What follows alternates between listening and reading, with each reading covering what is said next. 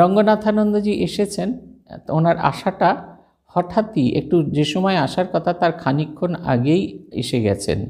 যে ঘরে গোলপার্কে উনি থাকবেন সেই ঘরে ফুলের মালাগুলো যে অর্ডার দেওয়া হয়েছিল তারা তখনও ফুলের মালা দিয়ে যায়নি।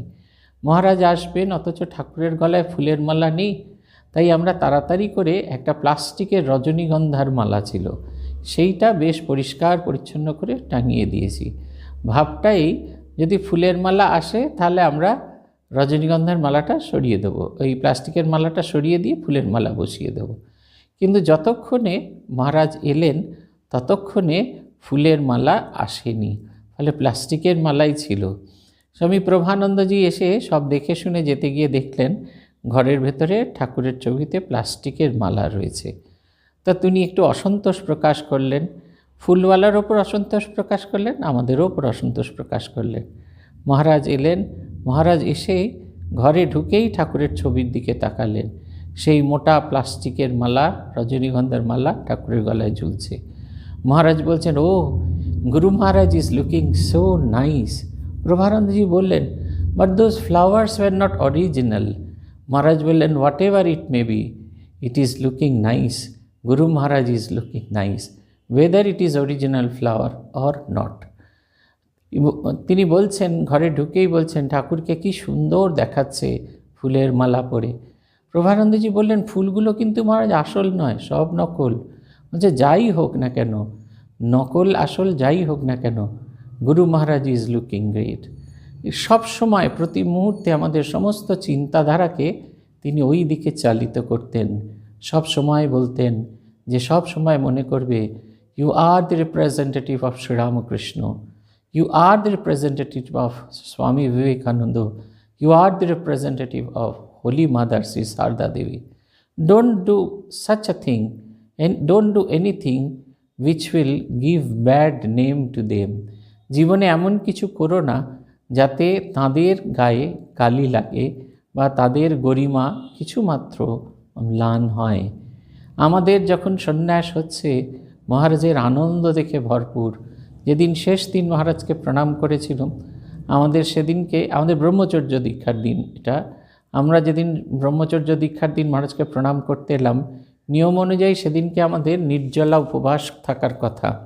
মহারাজ প্রণাম করা মাত্রই মহারাজ এক মুঠো করে লজেন্স আমাদের সকলের হাতে হাতে দিচ্ছেন।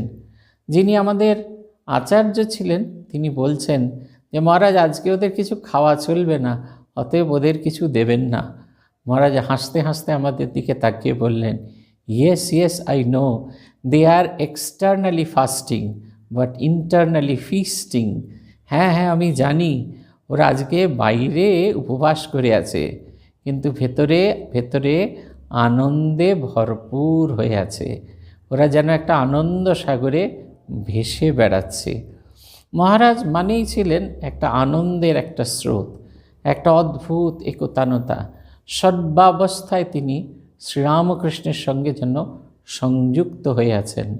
তার শরীর অসুস্থ, ব্রহ্মচর্য সন্ন্যাস দীক্ষা দিতে গিয়ে তিনি ঠাকুরকে প্রণাম করতে চাইছেন সাষ্টাঙ্গে, তিনি পেরে উঠছেন না, তার শরীর তাকে সাপোর্ট করছেন না। কিন্তু মহারাজ যখন গিয়ে ঠাকুরের সামনে নত হয়ে প্রণাম করতেন, মনে হতো তিনি সঙ্ঘের শঙ্খগুরু নন, সেই ছোট্ট শঙ্করণ যে এসেছিল শ্রীরামকৃষ্ণের কাছে আশ্রয় প্রার্থনা করতে, তিনি ঠিক সেই রকম। মাঝে মাঝে তিনি মজা করে বলতেন, যখন তিনি তার ব্রহ্মচর্য এবং সন্ন্যাস দীক্ষা নেবেন বলে এসেছেন, সে সময় তাকে কি কাজ দেওয়া হয়েছিল? পুরনো মন্দিরে যে উঠোন, সেই উঠোনের পাতা পরিষ্কার করা। উনি মজা করে বলতেন, I use to sweep leaves from one side to another and then again wind used to blow and all the leaves they used to go another side. Then again I start sweeping those leaves and trying to keep them at one side.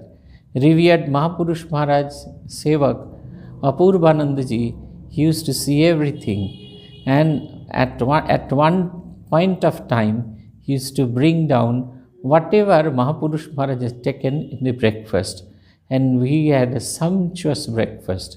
তিনি বলতেন, আমি যখন এলাম আমাকে কি কাজ দেওয়া হবে সেটা ঠিক হলো না। বলা হলো এই উঠোনের পাতা ঝাড় দাও। আমি উঠোনের পাতা ঝাড় দিতে দিতে এক জায়গায় এনে পৌঁছে দিতাম, আবার হাওয়ায় সেই পাতা সরিয়ে দিত, আবার সেগুলোকে এক জায়গায় করতাম। অপূর্বানন্দজি, যিনি মহাপুরুষ মহারাজের সেবক ছিলেন, তিনি আমাদের দেখতেন, আমরা প্রচুর কাজ করছি, তিনি দেখতেন। তারপরে মহাপুরুষ মহারাজের খাওয়া হয়ে গেলে মহাপুরুষ মহারাজের প্রসাদটি তিনি নিচে নামিয়ে এনে দিতেন, আমরা সেটি খেতাম। শঙ্কর আচার্য, আমাদের স্বামী রঙ্গনাথানন্দজি ছেলেবেলায় স্বপ্ন দেখেছিলেন যে তাঁর এমন একটা জায়গায় দীক্ষা হচ্ছে, একটা গুহার মধ্যে, সেখানে স্বয়ং শিব তাকে মন্ত্র দীক্ষা দিচ্ছেন, এবং সেই মন্ত্র দীক্ষা দিতে দিতে তিনি তার কাছ থেকে শিবের কাছে মন্ত্র দীক্ষা পাচ্ছেন। পরবর্তীকালে অনেক বছর পর যখন মহাপুরুষ মহারাজের কাছে তার মন্ত্র দীক্ষা হয়, যখন মহাপুরুষ মহারাজের কাছে তিনি গেলেন, তখন তিনি দেখলেন তার স্বপ্নদৃষ্ট সেই শিব ঠাকুর আর কেউ নন, স্বয়ং মহাপুরুষ মহারাজ। সেই ছোট্ট শঙ্করণ এসেছিলেন, সমস্ত জীবনটা ভগবানের কাজে লিপ্ত করে গেছেন, একটা দীপ্ত জীবন দেখিয়ে দিয়ে গেছেন, কোনো অংশ বাদ না দিয়ে, সবটুকু দিয়ে কেমন করে ভগবান হওয়া যায় আর ভগবানের জন্য নিজেকে উৎসর্গ করা যায়। এদের জীবন আমাদের বারবার আলোচনা করার কথা, এদের জীবনের প্রতিটি ঘটনা আমাদের বারবার আলোচনা করার কথা, কারণ এই ঘটনাগুলি আমাদের নতুন করে বাঁচতে শেখায়।